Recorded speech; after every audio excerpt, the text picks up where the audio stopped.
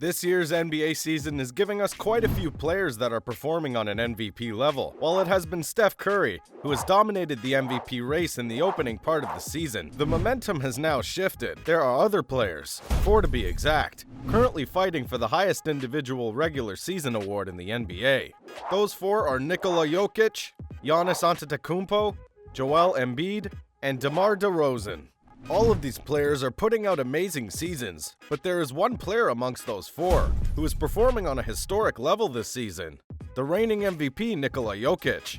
If anyone thought of Jokic's last season as one for the history books, then be prepared for the upcoming stats, because the Serbian has improved in pretty much every category. Jokic is averaging 25.5 points per game, ranking 12th in the league, 13.8 rebounds per game, ranking 2nd, and 8 assists per game, which makes him 6th in the league. When looking at the advanced stats, you will quickly understand why Jokic is the only right choice for the MVP award this season, as he leads the league in pretty much every single category. But before we go any further, be sure to hit that subscribe button, smash that like button, and notification bell to stay up to date with our latest NBA content. When looking at the criteria for the MVP, being efficient as well as contributing to your team winning are amongst the most important factors. If we take a look at his contribution to the Nuggets' 36-25 record, which makes them the 6th seed in the Western Conference, we can immediately determine one thing. Nikola Jokic is the definition of efficiency this season. He ranks 2nd in player efficiency rating and leads the league in player impact estimate. To examine his impact on both sides of the floor, there was a lot of stats backing the fact that he is the most efficient player in the NBA. Turning to the offensive side first, he leads the league in offensive box plus minus, in overall box plus minus, in offensive win shares, and in triple doubles. This should raise awareness about a part of Jokic's game that has been underestimated for years: his defense.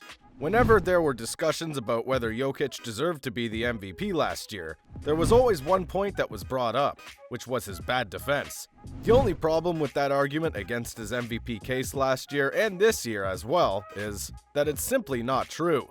Jokic ranks 5th in defensive rating, 2nd in defensive rebound rating, and the Serbian leads the league in defensive box plus minus as well as defensive win shares. This goes to show that Jokic has very few weaknesses, as he is one of the most efficient offensive players in the league, and in addition to that, ranks high or even leads in very important defensive stat. If we think of the Denver Nuggets, we instantly think of Nikola Jokic. That's mainly because he is by far the player contributing the most to his team's success in the NBA. It's safe to say that without Jokic, the Nuggets wouldn't be anywhere near their current record.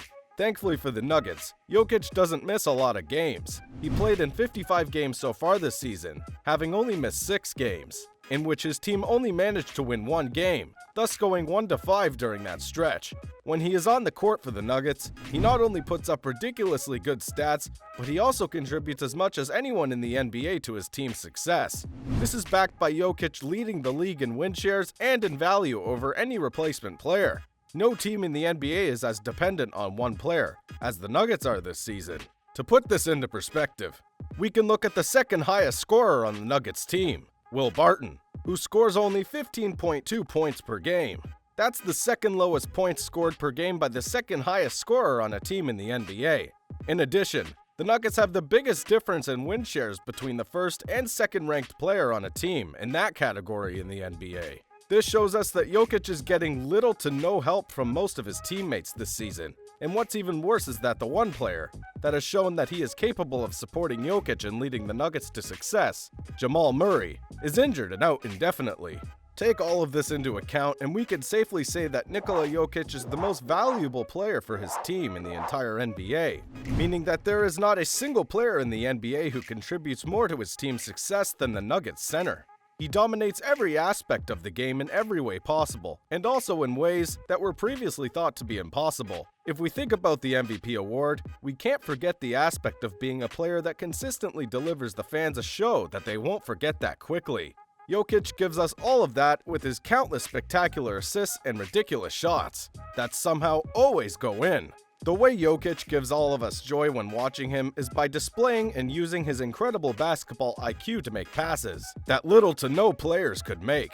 His basketball IQ truly is something unique, especially for a big man, as we have never come across a center that can do everything a point guard can as well. Jokic has redefined the position of the center and the role of big men in the NBA in general, which goes to show the impact his game has on basketball. He may not be the most outgoing player, but it's safe to say that Jokic lets his game do the talking. Now that you have heard all about Jokic's historic performance in every single aspect of the game this season, it's time to take a look at the other three guys, who are giving it everything they got to dethrone the reigning MVP. Unfortunately for them, that's going to be very difficult. The difficulty of dethroning the Serbian center will become clear when comparing the other players with Jokic. The only advantage of DeRozan, Antetokounmpo, and Embiid other than their team's record is their points per game average. But even the team's record is closer than you would think, as DeRozan's Bulls have the best record, with 39-23 at the time of writing, so only 3 more wins over the Nuggets. The 76ers and the Bucks both have 37 wins, thus only having 1 more win than the Nuggets, which makes the argument of the team's record pretty much invalid. Even if you would count the argument of the success of the team and therefore give the other players an advantage on Jokic, he makes up for it by leading in almost every single important stat. He averages more assists and rebounds and leads the group in offensive as well as defensive, and overall box plus minus, win shares, player impact estimate, and value over replacement player. The only important category, where he isn't leading the other players competing for the MVP, is the player efficiency rating, where he ranks second behind Giannis Antetokounmpo.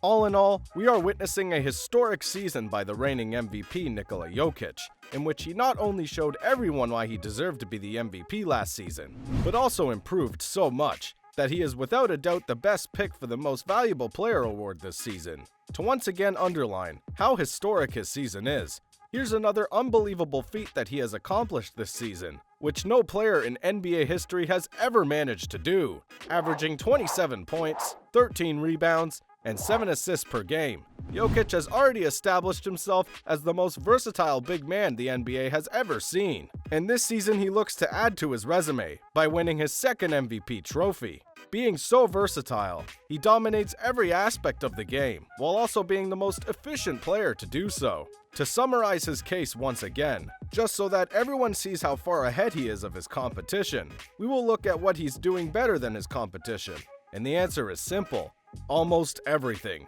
Jokic does almost everything better than the other MVP candidates, which is backed by the countless stats in which he is better than not only them, but also better than the entire league. And what is your opinion? Do you think Nikola Jokic deserves to be the MVP this season? Or do you think it should be someone else? Let us know in the comments section down below. And don't forget to like and subscribe. See you next time.